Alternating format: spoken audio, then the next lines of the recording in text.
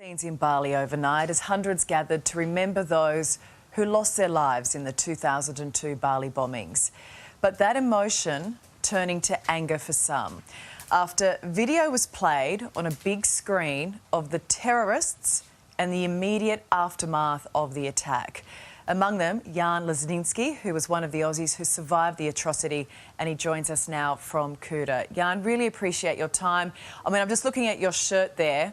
That is what last night was meant to be about, the victims, right?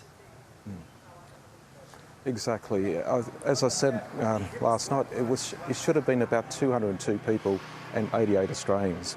The focus should have been on them, on this memorial behind us, not having Umar Patek and other terrorists paraded as some heroes, and to show the actual footage of the actual bombs exploding and the fire and aftermath was just, I just don't understand it. We're talking about, this was the time of the moment of the explosions 20 years ago. We thought it was going to be a minute's silence and we got that.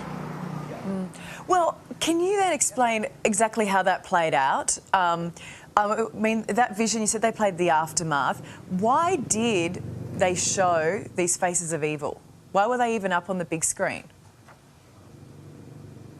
I've got no idea, because the whole day, it started off, quite solemnly at the Australian consul, who I must admit, I saw the Australian consul walk by, and she looked, her face told it all. She had no idea that was going to happen, but all the events were perfect right up to round about 11 p.m.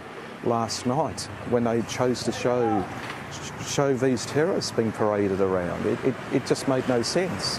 And to show people running out of the Surrey Club with their burns, it was just traumatic watching that. I mean, I had no idea that this was going to happen.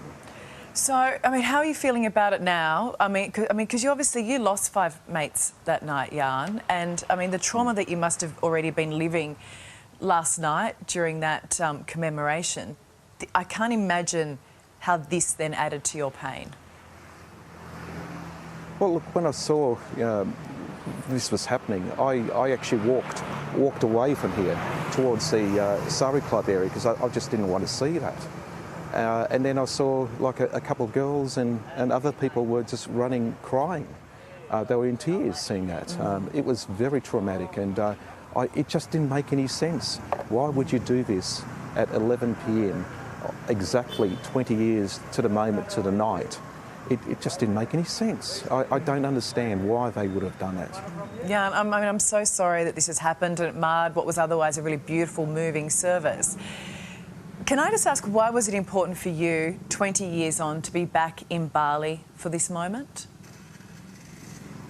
Well, it was a moment of reflection. For me, you never get any closure. There's no end point, there's no finish line to these memorials. But for me, 20 years, I just wanted to have a quiet moment of reflection. I thought there was going to be perhaps a moving tribute. There were lots of great tributes here on the night.